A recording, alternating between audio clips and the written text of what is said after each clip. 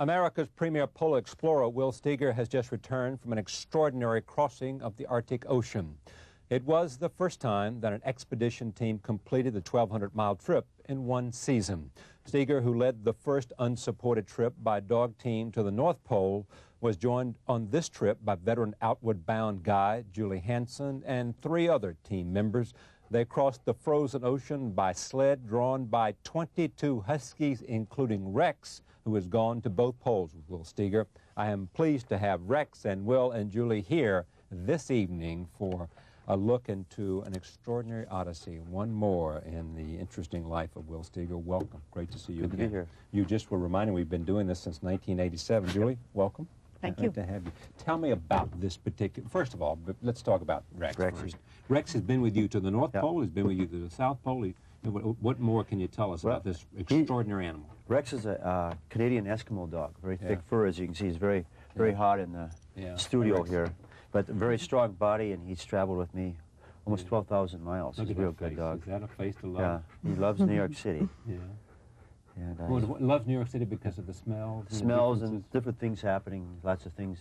No bugs, there's bugs back home. But and what's the extraordinary thing about this animal? It's his ability, his adaptation to the cold, which is the fur, but his incredible spirit and strength. Yeah. You don't see a spirit here because he's so hot, but he's just incredible. How did it reflect itself on this journey? Well, on this, we had 22 dogs, and the spirit is extremely important on the dogs. We were actually we had 3 sleds, 7 dogs each, and that was really a low number of dogs. But the spirit of these dogs were able to really pull the sleds. Yeah, I mean, are they born with this leadership ability, or is that bred into them? It's pretty much in the breed. Yeah. And then we encourage that along the line. About probably 95% of our dogs are good. Yeah. But it's a tremendous amount of training. Look at that face here. Here, Rex, Rex, come on over. Jump up to the table. Yeah, step up here. But we trained 3 years prior to this, 3 other expeditions. Look at that. Yeah, there he is. Look at that. You see, he's really big. Hey, Rex. He's 90 pounds. He looks like about 120. Yeah. Look at that face. Yeah. Wow. Now, how do you feel about him? How do you feel? You must feel terribly bound up with this animal. Yeah, he's not only a friend, he's a working companion, and he's a dog that I've depended on for my survival, and he's dependent on me. Yeah. So we have an incredible bond. So you're bound, doesn't it? Yeah. There's a dependence. Yeah, it's a dependency, and it's a love between us, and we've been through a lot of things together. And what's the significance of this expedition? Well, the significance was, first of all, it was a very rough crossing. The Arctic Ocean is about the size of the United States, and we did about 1,200 miles of that, and it was a very significant expedition in itself. You can let him down wherever he wants to go. And that's it, Rex. Just have fun. Smell your little heart out. Yeah, he'll be over on stage now. But the real significance was the fact that there was 5 of us on the ice, but we shared it with millions of school kids and people around the United States. We were on the internet on a daily basis. Now, what's the significance of that? The significance is that, first of all, for the first time in an isolated area, you can bring the Arctic live and real every day to the classroom. We wanted to use this project, the expedition provided a curiosity, but we wanted to use the project to draw people into the internet system, to demonstrate the use of the internet and one of the uses it could be used on. So we had, I'm not sure how, we haven't tallied it up yet, but it was a huge following on the internet, and we also tied this into various curriculums in the schools. Yeah, Julie, tell me about it. What did it mean to you to do this? What was interesting about it? Well, the education aspect of the expedition was important to me, just because I was not really interested in trying to do something that was a little bit of a first or that sort of thing. I'm a former teacher and thought that kids could benefit so much from looking at the way that we had to solve problems and work hard to reach our goals, and if we were able to communicate that every day, it just seemed like a great learning experience for young people. And the satellite systems that we used were excellent. They really did come through this time.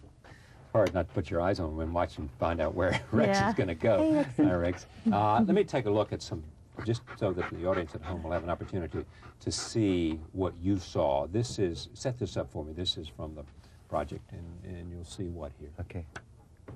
You got to tell me what it is, and then they'll roll the tape. Okay, we have a video here that Julie took on the ice. Right. Sledding, show you some of the general conditions that we had there in the Arctic. Yeah. And here it is, roll tape.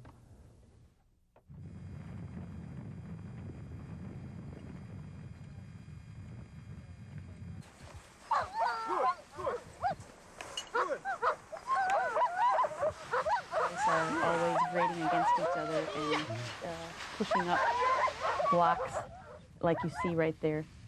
And Victor was our navigator and point person. They're nice here. Found a There's route that we Rexy there. could Rex, I navigate. just saw Rex. Rex, we saw you. Rex. In his environment. saw you. Nice and cool. All right, you were And that, great. that showed crossing a newly Yeah. opened lead. You could see lots of chunks of ice still floating in the water. We had a lot of these pressure ridges, hundreds of these ridges that we had to chop, and then we ran the dogs. We chopped them down a little bit and ran the dogs. What do you feed the dogs? They a special science diet formula. It's Oh, really? 2 pounds. Yeah. 2 pounds of food, 6,000 calories. What is the excitement of this area for you, the poles for you, Will? Well, this North Pole is a real dramatic area. It's always changing. It's a lot of adventure. You never There know you what's are. going to happen. We're going through a change of route here, route plan. We had several changes in the route because the ice conditions were a lot worse than we expected. And we had various team meetings about once a week like this. Oh, look at that. Yeah. And what's this? This is actually 3 weeks ago. The Twin Otter flew in here with our canoes.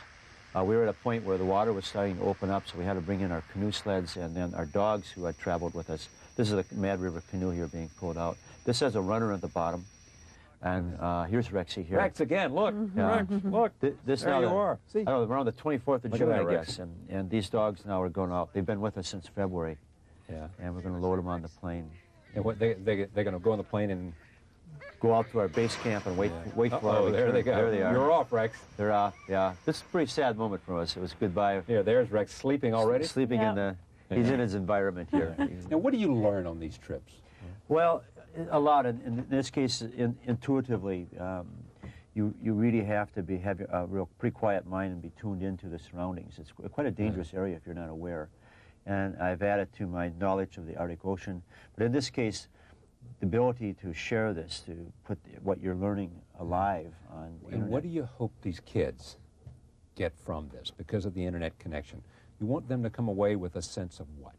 Well, in this case, we provided through the International Arctic Project a perspective of the Arctic. It showed, I think we've demonstrated that the Arctic is connected to our everyday life. In other words, pollution in the air travels to the Arctic, and that definitely affects the Arctic. The weather, our future weather will be affected by that. But we drew attention to the Arctic, and I think hopefully what we did do is give a broader perspective. Now, has this gotten to be commonplace with you so that no longer do people say, well, you're a little crazy, you're not going to make it this time? They've given up calling me crazy because they know I'll just go out and do it again. Yeah. Yeah, they pretty much leave me alone on that topic. Yeah. But it must take some personality. I mean, are you different from most of us in terms of this desire to go to these places where the cold is what? What's the temperature that you had it's 40 experienced? below with the wind and strong winds and so forth. I don't look at myself as being that much different. I followed my dreams since I've been a child. Maybe that's why I'm different. I'm doing exactly what I wanted to do at 5 years old. But it takes, a special determination. I mean, I love the Arctic. And it takes a You determination. like the Arctic but more than you like Antarctica?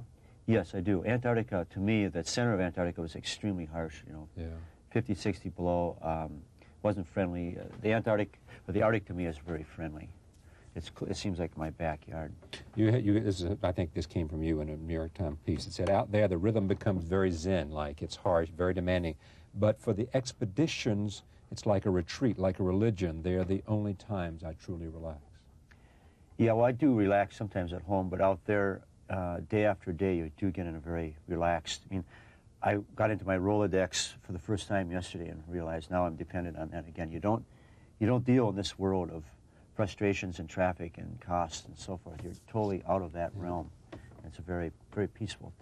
But the peace enables you to see the surroundings a lot clearer, and your safety depends on that, safety reflex. It's great to see you again. It's a great to be pleasure here, to have you on the Johnny. broadcast, as always, when you come back from these. I am especially pleased to meet Rex. You're a hell of a dog. Thank you, Julie. You're welcome. We'll be right back. Stay with us.